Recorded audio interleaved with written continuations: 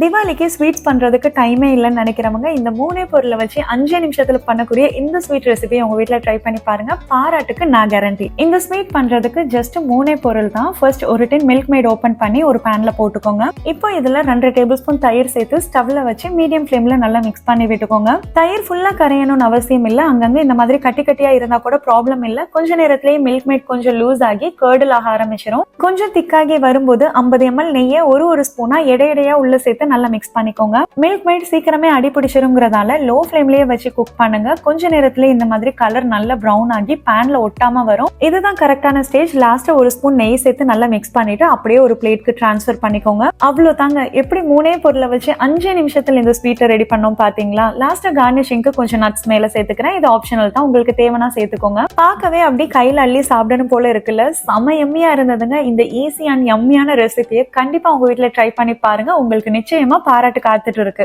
இந்த வீடியோவை இப்பவே சேவ் பண்ணி வச்சுக்கோங்க. இந்த வீடியோ உங்க ஃப்ரெண்ட்ஸ் அண்ட் ஃபேமிலிக்கு ஷேர் பண்ணி இந்த ஸ்வீட்டை செஞ்சுதான் கேளுங்க. அப்புறம் இந்த வீடியோ லைக் பண்ணிட்டு மறக்காம ஃபாலோ பண்ணிக்கோங்க.